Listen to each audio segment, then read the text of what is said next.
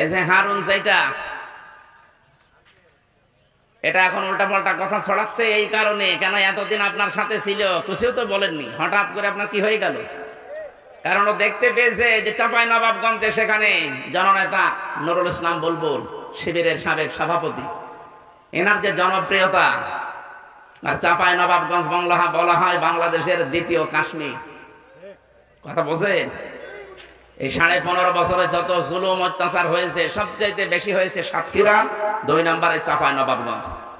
সেখানকার মজলুম মানুষগুলো সব ইসলাম প্রিয়। নুরুল ইসলাম বুলবুল যদি ওখানে দাঁড়াতে পারে, 100 জনের মনে হয় 98 জন মানুষ তাকে সাপোর্ট দেবে।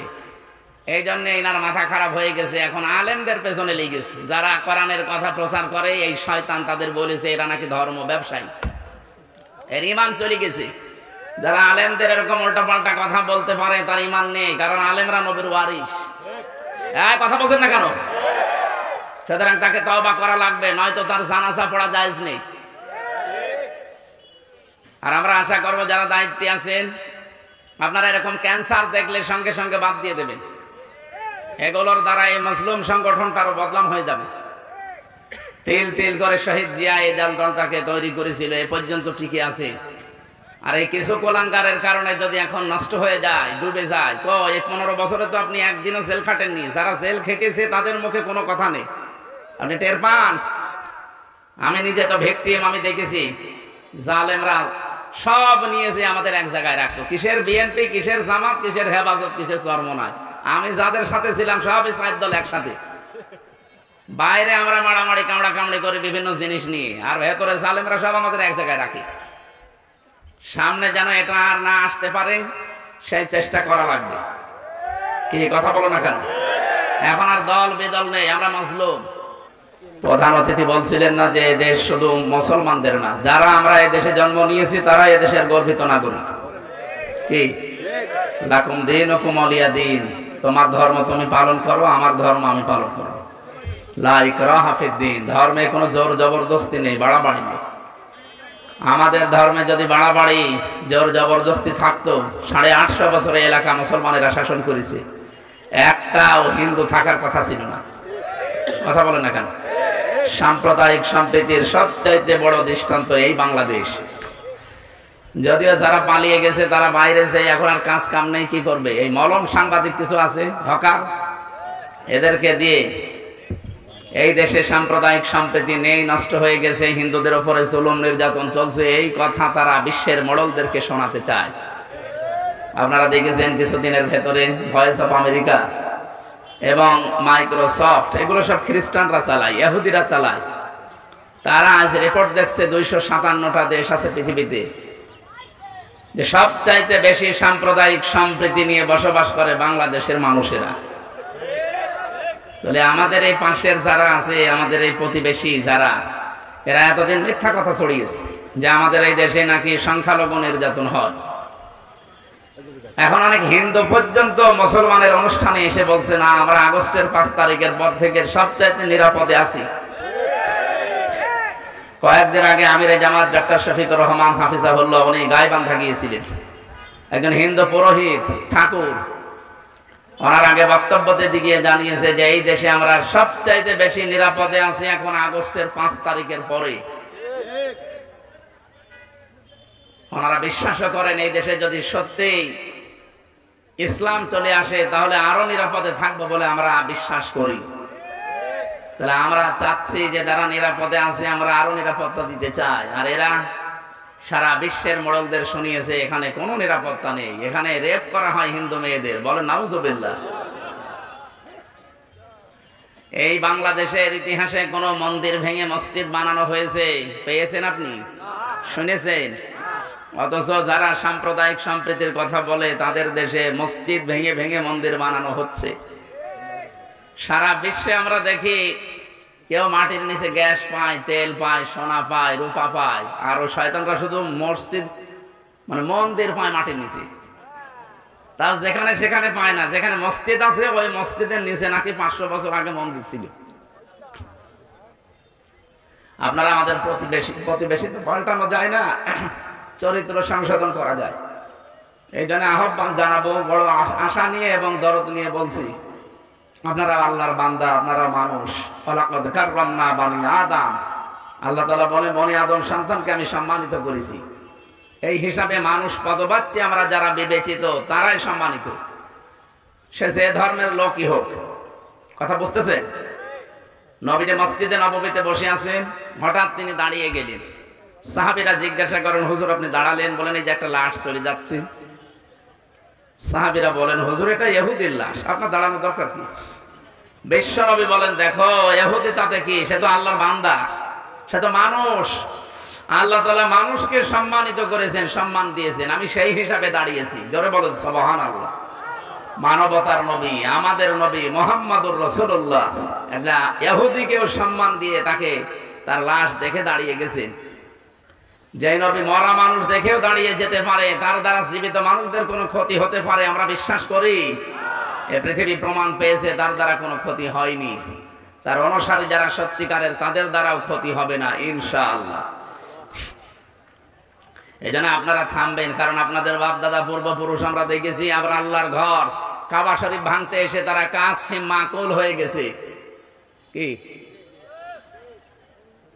একেবারে চর্বিযুক্ত ঘাসের মতো মাটির সাথে মিশিয়ে দিয়েছেন আল্লাহ তাদেরকে। আপনারাও সেই পথে হাঁটতেছেন, আল্লাহর ঘরগুলো ভেঙে দিচ্ছেন। গত পরশু দিন একটা ঘর ভেঙেছে আল্লাহ। আপনারা মানুষ, পৃথিবীর প্রত্যেকটি ধর্মে অন্যায় করার কোনো কথা আমরা পাইনি। যত ধর্ম আমরা পড়েছি, কোন ধর্মে অন্যায় করার কথা আছে? অন্যান্য ধর্মীয় উপাসনালয় ভেঙে দাও, নষ্ট করে দেওয়া আছে। অথচ ভারতে অনেক খ্রিস্টানদের গির্জা পর্যন্ত ভেঙে দেওয়া হয়েছে। ডোনাল্ড ট্রাম্প এই লোকটা এখন ক্ষমতায় আছে। উনি দেখেছেন ভারতের এই বুকে উগ্রপন্থী হিন্দুরা তাদের মেয়েদের, খ্রিস্টান মেয়েদের উলঙ্গ করে হাঁটিয়েছে। ট্রাম্প সাহেব জাতে মাতাল হলো, কিন্তু তালে ঠিক আছে। কথা বোঝেন আমার? জাতে মাতাল হলো তালে ঠিক আছে, ওর কথা কিন্তু ভোলেনি। ও অলরেডি ঘোষণা দিয়েছে আগামী জানুয়ারির 20 তারিখে, এই যে 20 তারিখ আসতেছে ওর শপথ, এরপরেই নাকি ভারতের 16 লক্ষ মানুষ আছে ওখানে, সব ভারতীয়দেরকে পাঠিয়ে দেবে। দাদা ধুতি খুলে যাবে। এই জন্য চিন্তা ভাবনা করে সামনে আগাবেন। এগুলো এমনি এমনি করছে না। যিনি চলে গেছে উনি তো আর বসে নেই, আর খালি হাতে উনি যায়নি। যাওয়ার সময় 14টা ব্রিফকেস নিয়ে গেছে, সবগুলো ছাই আর মাটি ভর্তি ছিল। হ্যাঁ, কে নিয়ে গেছে আপনি টের পাচ্ছেন? সুতরাং যারা এই মিথ্যা কথা ছড়িয়েছেন, আমরা রিপোর্ট দেয়নি, বিশ্বের খ্রিস্টানরা রিপোর্ট দিচ্ছে যে সবচাইতে বেশি মিথ্যা কথা বলা হয় ভারতের মাটিতে। অনেককে দেখছি এখন সুর পাল্টিয়ে তারা বলছে না, ভারতকে দুর্বল মনে করা যাবে না। আর শয়তান, ওদের ইশারাই তো এই 15.5 বছর আমাদেরকে একেবারে নাস্তা নাবুদ করে ছেড়েছে। আপনি রিপোর্ট দেখতেছেন, বিশ্বের রিপোর্ট গুলো এখন বাংলাদেশে 100 জনের প্রায় 95 জন মানুষ এখন এই উগ্রপন্থী হিন্দুদের বিরুদ্ধে। ভারত বিরোধী না, ভারত আমাদের প্রতিবেশী, সেখানে মুসলমান হিন্দু অনেক জাতি আছে। হিন্দু সাধারণ ভাই যারা, এরা একেবারে একেবারে একেবারে, কিন্তু যারা উগ্র, ওই মোদি দাদার মুরিদ যারা, এই মানুষগুলো এত উগ্র, মুসলমান গরু জবাই করে খেলে তাদেরকে জবাই পর্যন্ত করে ফেলেছে। গুজরাটে কত লক্ষ লক্ষ মানুষকে আপনি বিদায় করে দিলেন। কাশ্মীরে প্রায় লক্ষ লক্ষ মানুষ বিদায় করেছে ধোয়া ধোয়া তুলে। আল্লাহর ঘর, বাবরি মসজিদ পর্যন্ত ভেঙে মাটির সাথে মিশিয়ে দিয়েছে। এনআরসির নামে হাজারো মুসলমানকে বিদায় করার জন্য নাগরিকত্ব বাতিল করে দিয়েছে। সর্বশেষ আল্লাহর কোরআনের 26টা আয়াতের বিরুদ্ধে কেস দিয়েছে এই উগ্রপন্থী এই হিন্দুরা। আমি আবার বলছি, সব হিন্দু নয়, উগ্র যারা, যারা জঙ্গি, যারা সন্ত্রাসী, এই মানুষগুলোকে তামাম দুনিয়া ঘৃণা করে, আমরাও ঘৃণা করছি। সুতরাং আল্লাহ আমাদেরকে মানুষ বানিয়েছেন। দল মত নির্বিশেষে আজকের এই অনুষ্ঠান মুন্সি এশারত আলী সাজিয়েছে। এটা শুধু মুসলমানদের জন্য না, মানুষ পদবাচ্য আমরা যারা বিবেচিত সবার জন্য আজকের এই অনুষ্ঠান। কথা বলেন ঠিক কিনা? সুতরাং মানুষ হয়ে যারা এসেছেন খুশি হয়ে বলেন আলহামদুলিল্লাহ। আমার যেহেতু এক চাপ বেশি এখন সারা দেশে, তো আপনাদের আলোচক আরো বড় বড় আলোচক আছে। মুফতি জসিমউদ্দিন রহমানী সাহেব আছে, মুফতি হারুন ইসহাক সাহেব আছে, এই যে ছোট হুজুর আছে মাওলানা রফিকুল ইসলাম, প্রত্যেকটি বড় বড় আলেম আপনারা নিয়ে এসেছেন আলহামদুলিল্লাহ। যাদের কারণে আগে আলেমরা এই জমিনে কথা বলতে পারতো না, কই সে খেলা হবে, তারা কই, সব খেলা খেলতে পালিয়ে গেছে। আলেমদের সাথে লাগতে আসবেন না। এখন আবার কিছু মানুষ দাদাদের উস্কানি পেয়ে তারা যেন পাগল হয়ে গেছে। সবাই না, একটা মাজলুম সংগঠন বিএনপি, জামাত, এই দেশের 14 দল বাদ দিয়ে যারা আমরা ছিলাম সবাই মাজলুম। এই মাজলুম দলগুলোকে কেউ যেন ক্ষতিগ্রস্ত করবেন না। যারা ওই জালেমদের দল থেকে এসে এই সমস্ত দলগুলোতে যোগ দিয়েছে, আপনি দেখবেন সেই মানুষগুলো এখন এই দলকে ডোবানোর জন্য বিভিন্ন কায়দা কৌশল করছে। আমি নাম ধরেই বলছি, ফজলুল হক বাবু, এই জেলার যে নাটক করে ওইটা না, ওই কিশোরগঞ্জে বাড়ি, ও ছাত্রলীগের সভাপতি ছিল, সেখান থেকে বিএনপিতে যোগ দিয়ে এখন উল্টাপাল্টা কথা বাস্তবে মানুষকে শোনাচ্ছে, জানাচ্ছে, মনে করছে কি দেশপ্রেম তার। কোথায় ছিলেন এই 17 বছর আপনি? এই যে হারুন, যেটা এটা এখন উল্টাপাল্টা কথা ছড়াচ্ছে এই কারণে, কেন এতদিন আপনার সাথে ছিল, কিছুও তো বলেননি, হঠাৎ করে আপনার কি হয়ে গেল? কারণ ও দেখতে পেয়েছে যে চাঁপাইনবাবগঞ্জে সেখানে জননেতা নুরুল ইসলাম বুলবুল, শিবিরের সাবেক সভাপতি, এনার যে জনপ্রিয়তা, আর চাঁপাইনবাবগঞ্জ বলা হয় বাংলাদেশের দ্বিতীয় কাশ্মীর। কথা বোঝেন? এই 15.5 বছরে যত জুলুম অত্যাচার হয়েছে সবচাইতে বেশি হয়েছে সাতক্ষীরা, 2 নম্বরে চাঁপাইনবাবগঞ্জ। সেখানকার মাজলুম মানুষগুলো সব ইসলাম প্রিয়। নুরুল ইসলাম বুলবুল যদি ওখানে দাঁড়াতে পারে, 100 জনের মনে হয় 98 জন মানুষ তাকে সাপোর্ট দেবে। এই জন্য এনার মাথা খারাপ হয়ে গেছে, এখন আলেমদের পেছনে লেগেছে। যারা কোরআনের কথা প্রচার করে, এই শয়তান তাদের বলেছে এরা নাকি ধর্ম ব্যবসায়ী, এর ইমান চলে গেছে। যারা আলেমদের এরকম উল্টাপাল্টা কথা বলতে পারে তার ইমান নেই, কারণ আলেমরা নবীর ওয়ারিস। কথা বলছেন না কেন? সুতরাং তাকে তওবা করা লাগবে, নয়তো তার জানাজা পড়া জায়েজ নেই। আর আমরা আশা করব যারা দায়িত্বে আছেন, আপনারা এরকম ক্যান্সার দেখলে সঙ্গে সঙ্গে বাদ দিয়ে দেবেন। এগুলোর দ্বারা এই মাজলুম সংগঠনটারও বদনাম হয়ে যাবে। তিল তিল করে শহীদ জিয়া এই দলটাকে তৈরি করেছিল, এ পর্যন্ত টিকে আছে। আর এই কিছু কোলাঙ্গারের কারণে যদি এখন নষ্ট হয়ে যায়, ডুবে যায়, তো এই 15 বছরে তো আপনি একদিনও জেল খাটেননি। যারা জেল খেটেছে তাদের মুখে কোনো কথা নেই, আপনি টের পান। আমি নিজে তো ভিকটিম, আমি দেখেছি জালেমরা সব নিয়েছে আমাদের এক জায়গায় রাখতো। কিসের বিএনপি, কিসের জামাত, কিসের হেফাজত, কিসের চরমনায়। আমি যাদের সাথে ছিলাম সবই 4 দল একসাথে। বাইরে আমরা মারামারি কামড়া কামড়ি করি বিভিন্ন জিনিস নিয়ে, আর ভেতরে জালেমরা সব আমাদের এক জায়গায় রাখি। সামনে যেন এটা আর না আসতে পারে সেই চেষ্টা করা লাগবে। কি কথা বলো না কেন? এখন আর দল বেদল নেই, আমরা মাজলুম। যেহেতু সংস্কার আরম্ভ হয়েছে বাংলাদেশে, আমরা চাই সব জায়গায় যেন সংস্কার করে যত জালেম আর জালেমদের দোষর ছিল সব বিদায় করে মাজলুম মানুষদেরকে, বৈষম্যের শিকার যারা ছিল তাদেরকে বসান।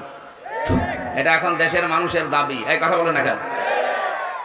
ওয়ালা তাকফু মা লাইসা লাকা বিহি ইলমুন, হে নবী, সেটা জানে না যে সে যেন মুখ না খোলে। বাংলাদেশে এই রোগটা আমি এখন বেশি দেখছি, যেটা জানে না ওই বিষয়ে ফতোয়া দেয় বেশি।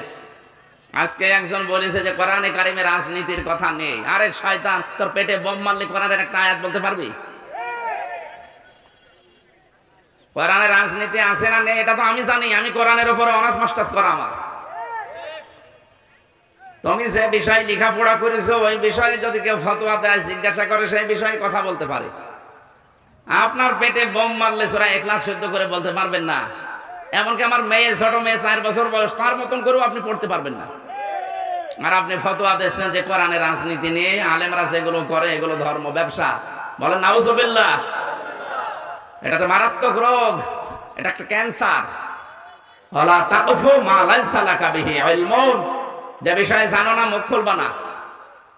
এই জন্য আপনাদের সাবধান করছি, বেকার নিজের গোনার পাল্লা ভারী করাবেন না। জানেন না, চুপ থাকবেন। যেটা জানেন ওইটা বলবেন। আজকে আমরা তেলাওয়াতকৃত যে আয়াত সূরা আহকাফ 9 নম্বর আয়াতটা পড়েছি, আমরা তাফসীর আকারে কথা বলবো ইনশাআল্লাহ। আমার ভাইরা, মানিত্তাবাআল হুদা বিগাইরিল কোরআন আদাল্লাহুল্লাহ, তিরমিজি শরীফের হাদিস। নবীজি বলেন, কোরআনে কারীম যেখানে নেই, কোন মানুষ যদি ভালো হওয়ার নিয়ত সেখানে যায়, আল্লাহ নিজে তাকে খারাপ বানিয়ে দেয়। এখানে আলেম আছে যারা তাদেরকে জিজ্ঞাসা করেন, দল্লা শব্দ যদি নবী দিতেন, দল্লা দিলেও তো অর্থ হয়ে যেত, বাংলা অর্থ হয়তো আসতো, আপনি নিজেই নিজেকে খারাপ বানিয়ে ফেলেছেন। কিন্তু আদাল্লা শব্দ যখন আসে, আদাল্লা ইউদিল্লু বাবে ফাল থেকে, এর বাংলা অর্থ দাঁড়াবে আপনি হয়তো ভালো হওয়ার নিয়তে কোনো জায়গায় গিয়েছিলেন, কিন্তু সেখানে কোরআন ছিল না, কোরআনের কর্মসূচি ছিল না। এই জন্য আল্লাহ নিজে দায়িত্ব নিয়ে আপনাকে আরো গোমরা বানিয়ে দেবে। ফরিদপুরবাসী, এটা রেকর্ড হচ্ছে, সারা দুনিয়ায় ছড়াচ্ছে, তামাম পৃথিবীর মানুষদেরকে বলছি, কোরআন যেখানে নেই এটা হেদায়েতের মশাল হিসাবে আল্লাহ পাঠিয়েছেন। কি কথা বলেন এখন? লা তুহসা আজাইবুহু ওয়া লা তুবলা গরাইবুহু ফিহি মাসাবিহিল হুদা ওয়া মানারিল হিকমা। নবীজি বলেন, কোরআনে কারীম আল্লাহ এমন ভাবে বানিয়েছেন, কোনদিন কোরআনের কথা পুরাতন হবে না, কোনদিন কোরআনের কথা অম্লান হয়ে যাবে না, যখনই শুনবেন তখন নতুন মনে হবে। এটা হেদায়েতের মশাল হিসাবে আল্লাহ দুনিয়ায় পাঠিয়েছেন। আর বিজ্ঞানের সুউচ্চ মিনারের ভেতরে আছে, কিয়ামত পর্যন্ত যা আবিষ্কার হবে সবাইয়ের কাছে হাত পেতে থাকবে। জোরে বলেন আল্লাহু আকবার। এই হাদিসের মূল কথা হচ্ছে, কোরআনে কারীম যেখানে নেই, কোন মানুষ যদি সেখানে যায়, তার নিয়ত যতই ভালো থাকুক না কেন, আল্লাহ কিন্তু তাকে খারাপ বানিয়ে দেবে। কারণ একটাই, কারণ এই পৃথিবীতে একমাত্র হেদায়েত দিতে পারে মানুষকে কোরআন শরীফ। এক কথা বলেন না কেন? বলেন তো, শ্বশুরকে বাবা বলা জায়েজ আছে না নেই?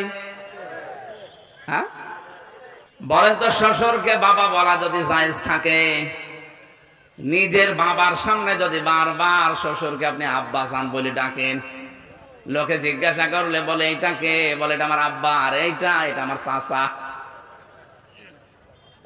আপনি বাবাকে যদি শ্বশুরের সামনে চাচা বলে ডাকেন আর শ্বশুরকে বারবার আব্বা জান বলেন, বাবার মনে দুঃখ লাগার সম্ভাবনা নেই? আরো জোরে বলেন, আছে না নেই? আল্লাহ বলেন, আমি কোরআন দিয়েছি হেদায়েত দেওয়ার জন্য, সেইটা বাদ দিয়ে তুই কেন যেখানে কোরআন নেই সেখানে গেলি? এই জন্য যেখানে কোরআন শরীফ চলে না, আপনি যদি ভালো হওয়ার নিয়তেও যান, আল্লাহ আপনাকে খারাপ বানাবে। এর বাস্তব প্রমাণ বাংলাদেশ। এদেশে 48,000 পীর আছে, নাম করাটা আপনাদের জেলায়, আমি নাম নিলাম না। মানুষ কিন্তু অনেকেই ভালো হওয়ার নিয়তে যায়, যাওয়ার পরে দেখা যায় আগে বিড়ি খেত না, এখন বিড়ি খায়। ভালো হয়েছে না খারাপ হয়েছে? আমাদের কুষ্টিয়ার লালনের মাজার, মানুষ তো ভালো হওয়ার নিয়তে যাচ্ছে, আগে গাঁজা খেত না, এখন গাঁজা খায়। ও ভালো হয়েছে না খারাপ হয়েছে? কেন?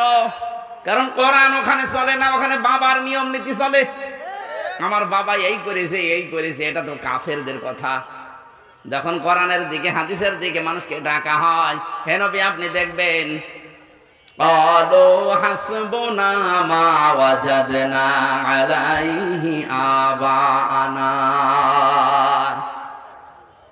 ওই কাফেররা এই কথা বলবে না, আমরা আমার বাপ দাদা মুরব্বী পূর্বপুরুষের কাছে যা পেয়েছি ওইটাই আমাদের যথেষ্ট, তোমার কথা লাগবে না। এ কথা কাফেরদের। কাদের? এখন এই রোগ অনেক মুসলমানের ভেতরে ঢুকেছে। বলেন, কোরআন শরীফের কথা শোনালে বলে না, আমার বাবা এই করেছে, আমার দাদা এই করেছে। তোর বাবাই বড় হয়ে গেল। ফরিদপুরবাসী, এই জন্য আজকে থেকে সিদ্ধান্ত নেওয়া লাগবে, যেই দরবারে কোরআনে কারীম চলে না, কোরআনের নিয়ম নীতি নেই, ওই দরবার যদি আমার বাবাও প্রতিষ্ঠা করে, ওখানে আমি আর নেই। এক কথা বলছেন এখানে? ওখানে যদি আপনি বুঝে শুনেও থাকেন, না বুঝেও থাকেন, আপনাকে গোমরা বানিয়ে দেবে কে? আদাল্লাহুল্লাহ, আমি আল্লাহ নিজে বানাবো। হেদায়েত দেওয়ার একচ্ছত্র মালিকানা আল্লাহ নিজের হাতে রেখে দিয়েছেন। সে আল্লাহ যদি একথা বলে আমি তোকে খারাপ বানাবো, আপনাকে হেদায়েত দিতে পারে এমন কোন বাবা আর দুনিয়ায় আছে? দ্বিতীয় পয়েন্টটা বলবো, নাকি আন্দাজে অন্যদিকে নিয়ে চলে যাবেন? যেই দরবারে কোরআন নেই ওখানে গেলে যদি আপনাকে আল্লাহ খারাপ বানিয়ে দিতে পারে, এই বাংলাদেশে যত রাজনৈতিক দল আছে, যেই দলে কোরআন নেই, কোরআনের কর্মসূচি নেই, ওখানে যদি কেউ ভালো হওয়ার নিয়তেও থাকে, তাকে খারাপ বানাবে কে? আল্লাহ। আজকের মাহফিলে রোদের ভেতরে এসে শুধু বসে থাকা না, সিদ্ধান্ত নিয়ে যাওয়া লাগবে। যেই দলে কোরআন নেই, কোরআনের কর্মসূচি নেই, ওটা যদি আমার বাবাও তৈরি করে, ওই দলে আমি নেই। কারা কারা পারবেন এই কথা রাখতে? দেখে আন্দাজ হাত তুলবেন না, সমস্যা আছে কিন্তু। যারা পারবেন তারা তোলেন। দেখেন তো হাত তোলেনি কে? ওই যে ওইটা হাত না তুলে বগলের ভেতর দিয়ে আছে। চলো, আলহামদুলিল্লাহ, ওয়াজ হয়ে গেছে। এছাড়া আবার কি ওয়াজ করবে? আপনি কোন আলেম নিয়ে আনবেন বলেন তো? এর ছাড়া ভালো ওয়াজ আছে আর দুনিয়ায়?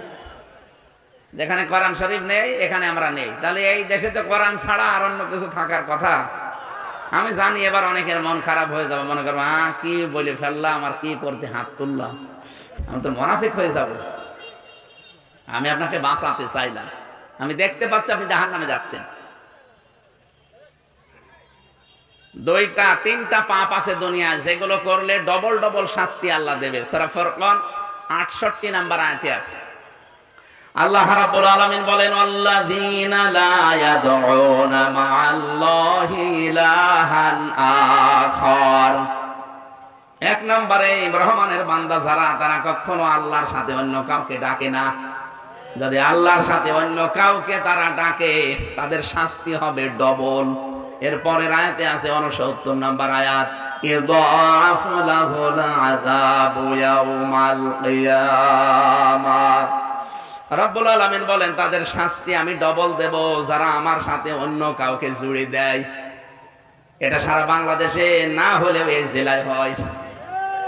যা বলছি সবই তো এই জেলায় যাচ্ছে। সাথ আমি করবো কি? নাকি কোরআন শরীফ বাদ দিয়ে বাবার কাহিনী শুরু করব?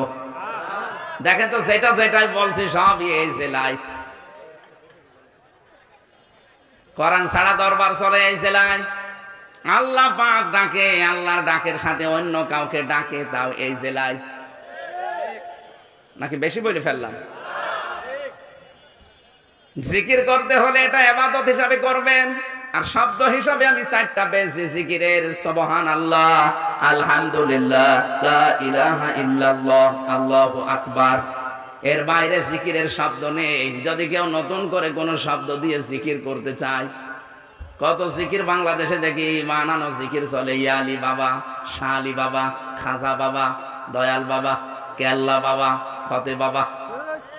কোথায় পেয়েছেন ঘন্টা? জেলখানায় থাকাকালীন একজন আসামি পেয়েছিলাম, ওই যে নায়ক সোহেল চৌধুরী হত্যা মামলার আসামি মামুন। 25 বছর ছিল জেলে, আমার সাথে 3 বছর ছিল। মাঝে মাঝে দেখতাম রাত 2:30 3টায় আমরা উঠি তাহাজ্জুদ পড়ার জন্য, আর ও ওঠে জিকির করার জন্য। তাও সে জাত মতো জিকির করলে তো হয়, উঠেই শুরু করবে ইয়া রাসূলুল্লাহ, ইয়া রাসূলুল্লাহ। কি গো, মাওলানা মামুনুল হক আর আমি থাকতাম যেহেতু এক জায়গায়, একদিন ডাকলাম, ভাই এদিকে আসেন। কি জিকির করেন আপনি? রসুলের এশকে। ও এশকে, এই জিকির আপনাকে শিখিয়েছে কে? হুজুর 8 রশির মরিদ তিনি জেলে ছিল, সে আমাকে এই জিকির শিখিয়েছে যে রসুলের এশকে যদি ইয়া রাসূলুল্লাহ, ইয়া রাসূলুল্লাহ জিকির করো, তাহলে তাড়াতাড়ি মুক্তি পেয়ে যাবা। তুমি জিকির করো এই জেল থেকে বের হওয়ার জন্য। দায়ক আপনাকে যে শিখিয়েছে সে হয়তো জানে না, অথবা জানলেও ভুল জানে। জিকির ইয়া রাসূলুল্লাহর কোন জিকির দুনিয়ায় নেই। জিকির হবে আল্লাহর নামে। আরো জোরে বলেন, জিকির হবে কার নামে? আর রাসূলের নামে আপনি দরুদ পড়তে পারেন। রাসূলের নামে কি? সুতরাং মুসলমানেরা সাবধান, আজকে থেকে আল্লাহ বাদে আর কারো নামে জিকির করা। সুতরাং আমার তাহেরি ভাই যদি আপনাকে শেখায় যে কেল্লা বাবা, ফতে বাবা, দরকার যেখানে পারেন সেখানে মারবেন। উনি যে জাহান্নামে যাচ্ছে, ডবল শাস্তি পাবে, আপনাকেও নিয়ে যেতে চাই। ফরিদপুর বাংলাদেশের ভেতরে একটা শিক্ষিত জেলা, সচেতন মানুষ আপনারা, কোন কারণে ওর সাথে আপনি জাহান্নামে ডবল শাস্তি পাবেন? তাহলে আজকে থেকে সিদ্ধান্ত নেওয়া যায় না যে আল্লাহ ছাড়া কারো জিকির আর করব না। বলেন বলেন। এ পৃথিবীতে সবচাইতে বড় জিকিরের আলোচনা আল্লাহ যেখানে দিয়েছেন তার নামেই কোরআন। ইন্না নাহনু নাযালনা যিকরা ওয়া ইন্না লাহু লাহাফিজুন। অবশ্যই আমি আল্লাহ এই জিকির নাজিল করেছি, আর এই জিকিরের হেফাজতের দায়িত্ব আমি আল্লাহ নিজে নিয়েছি। সুতরাং জিকির মানে যদি করতে জানতে কোরআন পড়েন, কোরআনে কারীম পড়েন, বোঝেন, আপনার জীবন পাল্টিয়ে যাবে। আগেকার জামানার পীর সাহেবরা যারা ছিল এই দেশে ইসলাম প্রচার করত, তাদের কাছে আমরা গেলে আমাদেরকে কোরআন শরীফ তুলে দিত যে এইটা পড়েন, আল্লাহকে পেয়ে যাবেন। কথা বলেন এখন? আর এখন আর তাদের দরবার থেকে কথাগুলো আর আসে না। এখন গেলে জিকির দিয়ে দেয়, হো হো আন্দাজে। হো হো কোন জিকির আছে? আমি আবার বলছি, জিকির একটা ইবাদত। যদি কেউ করতে চান 4টা শব্দ দিয়ে করবেন, সুবহানাল্লাহ, আলহামদুলিল্লাহ, লা ইলাহা ইল্লাল্লাহ, আল্লাহু আকবার। কথা বোঝা গেছে না? ঠিক আছে। যে পর্যন্ত বললাম এ পর্যন্ত সামারাইজ এইটা আছে, আল্লাহ বাদে অন্য কাউকে তার সাথে জুড়ে দেওয়া। বলেন বলেন। 2 নম্বরে কোরআন যেখানে নেই ওই দরবার যদি আমার বাবাও তৈরি করে, ওই দরবারে আমি নেই। কোরআন যেই দলে চলে না, ওই রাজনৈতিক দল যদি প্রতিষ্ঠা আমার বাবাও হয়, আমি ওই দলে নেই। এটা ঠিক রাখতে পারবেন? এ মাহফিল সাকসেস ইনশাআল্লাহ। আর যদি না, সামিয়ানার নিচে যা ছিলাম তাই বের হয়ে গেলে। সুলাইমান নবী একবার জিনদেরকে বলেছিলেন যে একটা মসজিদ বানাও। ওরা মসজিদ কমপ্লিট করার পরে আবার ভাঙ্গা আরম্ভ করেছে। সুলাইমান নবী এসে দেখে মসজিদ ভেঙে শেষ। ওই মসজিদ বলে ভেঙে ফেলিস। ভাঙলে কেন? আপনি তো বলেন নিচে মসজিদ বানানোর পরে কি করা লাগবে। চিন্তা করলাম কাজ কাম যখন নেই আবার আর একটা কাজ করি। সুলাইমান নবী বললেন ঠিক আছে, তোমরা মসজিদ এবার বানাও, আর বানানো শেষ হয়ে গেলে একটা কুকুরের লেজ সোজা করবা। মসজিদ বানানোর পর একটা কুকুর নিয়ে এসেছে, যেই টানাটানি করে লেজ ধরে লম্বা হয়ে যায়, যেই ছেড়ে দেয় আবার কাছে যায়। বলে এভাবে হবে না, তেল মোবাইল নিয়ে আয়। তেল মোবাইল দিয়ে টানে, লম্বা হয়, যেই ছেড়ে দেয় আবার কাছে যায়। জিনেরা বলছে কি কুকুর, এ কুকুরের কি লেজ, আরে কি দায়িত্ব দিল আমাদের। যত টানি লম্বা হয়ে যায়, ছেড়ে দিলেই কাছে যায়। ঠিক যেন ওই পালানো মহিলার মতো।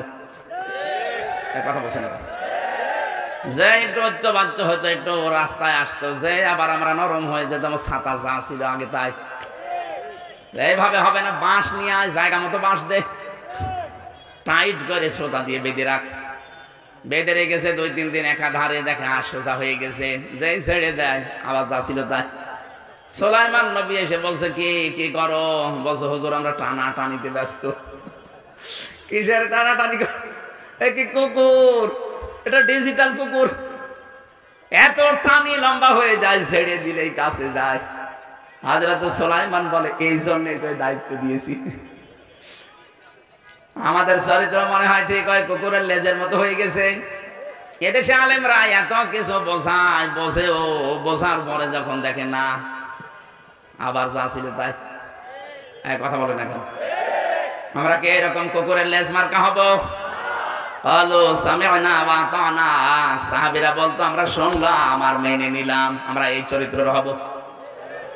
এই আয়াত যখন নাযিল হচ্ছে, নবীজি ডাক দিলেন নিজের মেয়ে ফাতেমাতুজ জাহরাকে, হাসান হোসাইনকে, নিজের ফুফু সাফিয়াকে ডাক দিয়ে বললেন দেখো এই মাত্র কোরআনের আয়াত নাযিল হয়ে গেল, কুল মা কুনতু বিদআম মিনার রাসূলি ওয়া মা আদরি মা ইফআলু বি ওয়ালা বিকুম। হে নবী আপনি বলুন, আমি কিন্তু নতুন রাসূল না, আমার পরে বহু নবী রাসূল দুনিয়ায় এসেছে, ধারাবাহিকতায় আল্লাহ আমাদেরকে পাঠিয়েছে। আমি জানি না আল্লাহ আমার সাথে কি ব্যবহার করবে, আমি এইটাও জানি না আল্লাহ তোমাদের সাথে কি ব্যবহার করবে। সুতরাং আমার মেয়ে ফাতেমা, হাসান হোসাইন, হে আমার ফুফু সাফিয়া, এই ভরসা কখনো করে কোনো লাভ হবে না যে আমার বাবা নবী ছিল, আমার নানা নবী ছিল, আমার ভাতিজা নবী ছিল, আমি পার পেয়ে যাব না। নিজের কাজ নিজে করো, কেউ কারো না, আমি নবী তোমার কিচ্ছু করতে পারবো না। বাংলার মুসলমানের আপনি কোন বাবার ভরসায় আছেন? আপনারা তো এই জেলার মানুষ বেশিরভাগ সব বাবার ভরসায় থাকেন, যে বাবা আছে। ও বাবার কি হবে বাবা জানে? বলেন তো, যেখানে নবীজি নিজের মেয়েকে বলতে চায় যে আমি জানি না তোমাদের সাথে আল্লাহ কি করবে, আমি এইটাও জানি না যে আমার সাথে আল্লাহ কি আচরণ করবে।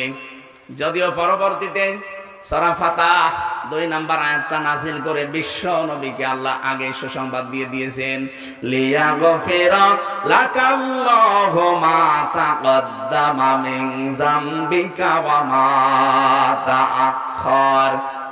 হে নবী, আপনার আগে পেছনের সব কিছু আল্লাহ মাফ করে দিয়েছেন।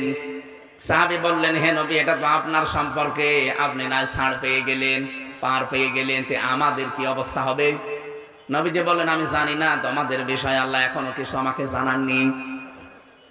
পরবর্তীতে সূরা ফাতিহার 4 নম্বর আয়াতটা নাযিল করে আমাদের সম্পর্ক আল্লাহ একটা গ্যারান্টি দিয়েছেন, সুসংবাদ, লিয়াদখিলাল মুমিনিনা ওয়াল মুমিনাতি জান্নাতিন তাজরি মিন তাহতিহাল আনহার খালিদিনা ফিহা ওয়া ইউকাফিরু আনহুম সাইয়্যাতিহিম ওয়া কানা যালিকা ইনদাল্লাহি ফাওজান আযীমা। বলেন আল্লাহু আকবার। আল্লাহ রাব্বুল আলামিন মুমিন নারী মুমিন পুরুষদেরকে তার জান্নাতে প্রবেশ করাবেন, এই ঘোষণাটা দিয়েছেন। কিন্তু দুঃখের বিষয় হচ্ছে আপনাকে আগে মুমিন হওয়া লাগবে। প্রশ্ন আসতে পারে, আমরা তো মুমিনই। আরে ভাই, আপনি তো আব্দুল মুমিন। কে? মুমিন হতে হলে ঈমান আনতে হয়। আমরা তো ঈমান পেয়েছি। সাহাবায়ে কেরাম ঈমান পেয়েছিলেন না ঈমান এনেছিলেন। আর আমরা এখানে হাজারো মানুষ ঈমান আনি না, ঈমান আমরা পেয়েছি। এখানে বাস্তবতা, যারা ঈমান আনতে চান আল্লাহ তাদেরকে একটা কাজ আগে দিয়েছেন। কোন মানুষ যদি ঈমান আনতে চায় সে যেন আগে তাগুত ছেড়ে দেয়। ফামাইয়াকফুর বিত-তাগুতি ওয়া ইউমিন বিল্লাহ ফাকাদ ইসতামসাকা বিল উরওয়াতিল ওয়াসকা। রব্বুল আলামিন বলেন, কোন মানুষ যদি সত্যি ঈমান আনতে চায় সে যেন তাগুত ছেড়ে দেয়, তাহলে সে এমন একটা মজবুত রশি ধারণ করেছে, লাং ফিসামা লাহা, যা কখনো ছিঁড়ে যাবে না। ও ফরিদপুরবাসী, এই দেশের দিকে তাকান, যারা তাগুত ছেড়ে দিয়ে ঈমান এনেছে তাদের জীবনেও কেউ টলাতে পারেনি। ডাক্তার শফিকুল ইসলাম মাসুদ 57 দিন রিমান্ডে ছিল। বাংলাদেশের ইতিহাস পাল্টিয়ে দিয়েছে জালেমরা। এরপরও তাকে এক চুল টলাতে পারেনি। আমি বেশি বললাম? শিবিরের সাবেক সভাপতি দেলাওয়ার হোসেন, ঠাকুরগাঁও বাড়ি, এই লোকটাকে রিমান্ডে নিয়েছিল মাসের পরে মাস। তার গরম করে লোহার মতো যে টকটক করে, তার একেবারে আগুনে টকটকে গরম করে লাল করে লজ্জাস্থান দিয়ে ঢুকিয়েছে। আমি নিজের সাক্ষী, আমি তো নিজেও ছিলাম। দেখতাম 4-5 জন ধরে রেখেছে, কেউ হাত ধরে, কেউ পা ধরে, কেউ মাথা ধরে, কেউ তার গরম করে ঢোকাচ্ছে। আর পুরুষাঙ্গ নষ্ট হয়ে গেছে, যদিও পরবর্তীতে চিকিৎসার পরে আবার ভালো হয়েছে। এত বড় কঠিন মুহূর্ত, তারপরেও সে লোকটাকে ঈমান থেকে, ইসলাম থেকে, আদর্শ থেকে এক চুল সরাতে পারে নাই। বাংলাদেশের দিকে তাকান, এদেশে অনেক মানুষ তাগুত ছেড়ে না দিয়ে ঈমানের দাবি করেছে। এই মানুষগুলোর ঈমানই নেই, ঝড় উঠেছে, ঈমান চলে গেছে। আমাদের পাশের জেলা গোপালগঞ্জের ছেলে মুফতি রুহুল আমিন নৌকা মার্কায় দাঁড়িয়েছিল। যে লোকটা নৌকা মার্কা নিয়ে দাঁড়াতে পারে তার ঈমান কতটুকু আছে আপনি নিজেই বলেন। তাগুতের সাথে সম্পর্ক কেউ রেখে যদি ঈমানের দাবি করো, ঈমান টিকবে না। এই জন্য তার ঈমান টিকে নাই। দেশটা কত রসাতলে চলে গিয়েছিল যে জাতীয় মসজিদের ইমাম পর্যন্ত পালিয়ে গেছে। কি সে পালিয়েছিল না? পরবর্তীতে গেছে জোর করে নেওয়ার জন্য, জনগণ জোতা দিয়ে পিটিয়েছে। পরের দিন আবার স্ট্যাটাস দিয়েছে, জনগণ জোতা দিয়ে পিটিয়েছে কিন্তু আমার গায়ে লাগেনি। ইমামতি করছেন, আপনার তো ইমানই নেই। কারণ তাগুতের সাথে সম্পর্ক রেখে যদি কেউ ইমান আনে, এবার ইমান টেকে না। এটা আমি বানিয়ে বানিয়ে বলছি? বলেন, তাগুতের সাথে সম্পর্ক রেখে ইমানের দাবি যদি করত, আজকের প্রধান মেহমান মুফতি জসিমউদ্দিন রহমানী 12 বছর জেল খাটা লাগতো না। শহীদ আল্লামা দেলাওয়ার হোসাইন সাইদি রহমতুল্লাহ আলাইহি 13 বছর জেলে থাকার পরে মরে যাওয়া লাগতো না। এই অবস্থায় যদি তাগুতের সাথে সম্পর্ক রেখে ইমানের দাবি করত, কবে বের হয়ে যেত। আমার তো ধরার পরের দিনই বলেছিল, যা যা বলতে বলি এগুলো শুধু বলবেন আদালতে, তারপরের দিনই ছেড়ে দেব। না, এত মিথ্যা কথা আমি বলতে পারবো না। ওরা যা অত্যাচার করেছিল এই 3 বছর, আমার মতো ছোট্ট মানুষ, আমার পেছনের এই নীল দাঁড়ার হাড় পর্যন্ত এখনো ব্যথা। 3 বছরে যা খাবার দাবার দিয়েছে আমার তো টের পেয়েছি, আমার শরীরটাই শেষ করে দিয়েছে জালেমরা। কি করেছেন আপনি? আমি তো ঠিকই আছি এখনো, কিন্তু আপনি তো নিজের বাপ দাদার ভিটাতেও থাকতে পারলেন না। সারা বাংলাদেশ আমি ধরছি, যাদেরকে আপনি জনগণ থেকে বিচ্ছিন্ন করতে চেয়েছিলেন, তারা জনগণের মাথার মুকুট হয়ে গেছে। আপনাদের এই থানার কৃতি সন্তান শহীদ আব্দুল কাদের মোল্লা রহমতুল্লাহ আলাই, এই লোকটার অ্যাক্টিভিটিস আমি শুনেছি জেলখানার ভেতরে কারারক্ষীরা গল্প করত যে মানুষ না, ওটা একটা দেবতা। তার যে আচরণ, তার যে কথাবার্তা, আর আল্লাহর প্রতি তার যে তাওয়াক্কুল, আল্লাহকে এত বিশ্বাস, এত বেশি ভরসা করতো লোকটা। খুব ধনী মানুষ না, এই এলাকায় বাড়ি না, গরিব মানুষের ছেলে, অথচ এই মানুষটার বিশ্বাস আল্লাহর প্রতি এত দৃঢ় ছিল। আমার তো কারারক্ষীর বাড়ি হচ্ছে যে রাজবাড়িতে, আমার মাঝে মাঝে পাহারা দিতে এসে বলতো যে এই লোকটাকে আমি পেয়েছিলাম, এত শক্ত হতে পারে, অথচ মানুষটা এতটুকু ছোট মানুষ না। এতটুকু মানুষের এত দৃঢ় ইমান হয় কি করে? আমি তাগুত ছেড়ে দিয়ে ইমান এনেছে, এই কারণে তাকে টলানো যায়নি। তাগুত ছেড়ে না দিয়ে যদি ইমানের দাবি করতো, ইমান টিকতো না। কত বড় বড় পীরের ইমান নষ্ট হয়ে গেছে, কত বড় বড় আলেমের নাম নিত, তারা সব জালেম হয়ে গেছে। এত বড় একটা বিশাল জালেমাকে কওমি জননী নাম দিয়েছে। যেদিন নামটা দেয় সেই দিন জেলখানার ভেতরে 76 জন আলেম আমার সাথে ছিল কওমি মাদ্রাসার। ওই দিন সব ফটো দিয়েছে, লোকটাকে বদদুয়া করেছে যে লোকটা করলো কি। শাপলা চত্বরের রক্ত এখনো পর্যন্ত ভেসে ভেসে বেড়ায়, আর তাদের রক্তের সাথে বেঈমানি করে ওই জালেমাকে কওমি জননী নাম দিয়ে দিল। আপনারা যারা সত্যি কথা বলছি, আমার কাটছাট কথা, যেই মানুষগুলো তাগুতের সাথে সম্পর্ক রাখার পরে ঈমান আনবেন, আপনার ঈমান কিন্তু টিকিয়ে রাখতে পারবেন না। আর আপনি হক আর বাতিল কোনটা সেটা পার্থক্য করতে পারবেন না। এদেশে বহু জ্ঞানী জ্ঞানী আলিম আমরা পেয়েছি, ফরিদউদ্দিন মাসুদ, কফিলউদ্দিন সরকার সালেহি, একটা টাটকা নির্ভেজাল, এগুলো শয়তান। সুন্নি দাবি করে, কিসের সুন্নি? এরকম বেদাতি এগুলো। এদের জ্ঞান আছে কিন্তু এরা জ্ঞান পাপী। জ্ঞানটা এরা কাজে লাগায়নি, সারা জীবন বাতিলের পাঁচাটা গোলামি করেছে। আর এখন ঝড় উঠে পাল্টিয়ে গেছে সময়, এখন বলছে আমরা সুন্নি। ওরা আগা থেকে গোড়া পর্যন্ত পিটানো দরকার সাথে। ইসলাম এই দেশে কাফেররা যা ক্ষতি করেছে তার চাইতে 10 গুণ ক্ষতি করেছে আলেম নামে জালেমগুলো। ইসলামী আন্দোলনের বিরুদ্ধে ফতোয়া দিত, এই বড় বড় আলেমগুলো জেলখানায় যাওয়ার পরে এই শয়তানগুলো বলতো ওদের দোষ না থাকলে এমনি গেছে, আমরা তো ছেলে চাই না, ওদের এখন ছেলে দেওয়া দরকার। আর আমাদের বলা দরকার ওর দোষ না থাকলে এমনি গেছে। কথা বলছে না কেন? এই যে শয়তানগুলো এখন আদালতে ওঠে, এরা আমরা আদালতে ওঠার সময় আমাদের মাথায় দড়ি দিত, তখন ওরা ওই আদালত চত্বরে দাঁড়িয়ে টিপ্পনি কাটতো যে কেমন লাগে। এখন যে নিয়ে যাচ্ছে আমরা বলি এই যে কামরুল টাক, কালকে 4 তলায় উঠতে বলেছে, আর শয়তান গরম দিয়েছে, এত ইতরামি করো কেন? শয়তান 15 বছর করলে তখন টের পান, কেবল শুরু হয়েছে।